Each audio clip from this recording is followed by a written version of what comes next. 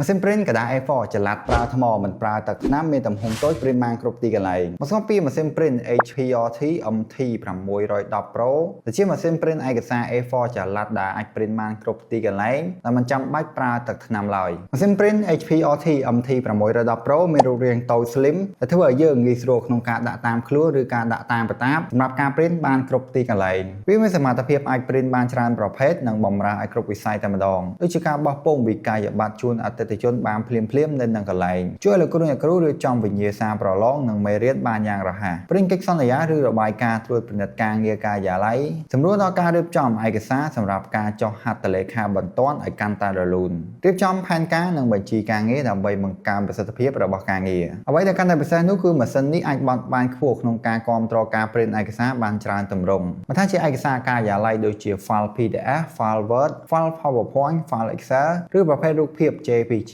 PNG ដែលវាព្រីនបានយ៉ាងងាយស្រួលនិងរហ័សបំផុតជាមួយនឹងកម្រិតភាពច្បាស់រហូតដល់ 300 dpi ដែលផ្ដល់អក្សរច្បាស់ត្រជាក់ភ្នែកដោយមិនចាំបាច់ចំណាយទឹកថ្នាំសូម្បីតែមួយដំណក់ចំពោះថាមពលថ្មវិញគឺធំដល់ 2000 មីលីអាំពែដែលអនុញ្ញាតឲ្យអ្នកព្រីនกระดาษបានរាប់រយសន្លឹកក្នុងការសាកថ្មមួយពេញម្ដងដែលមិនចាំបាច់ដល់សារភ្លើងនាំតែរញ៉េរញ៉ៃឡើយសរុបជារួមមកម៉ាស៊ីនព្រីន HPRT MT610 Pro នេះគឺជាម៉ាស៊ីនព្រីនចល័ត A4 មិនប្រើទឹកថ្នាំមានរូបរាងតូច slim ងាយស្រួលក្នុងការដាក់តាមខ្លួនឬការដាក់ក្នុងកាតាបព្រីនបានគ្រប់ឯកសារពីទូរស័ព្ទនិងកុំព្យូទ័រជាចុងក្រោយបើសិនជាបងប្អូនមានចំណាប់អារម្មណ៍ទៅលើម៉ាស៊ីនព្រីន HPRT MT610 Pro នេះបងប្អូនអាចទាក់ទងទៅកាន់ page ដូចជា Nimbot Cambodia, Techbox Cambodia, RC Cambodia និងចុងក្រោយ techlist.io សម្រាប់ការសាកសួរព័ត៌មានបន្ថែមបងប្អូនអាចទាក់ទងទៅកាន់ Telegram លេខ086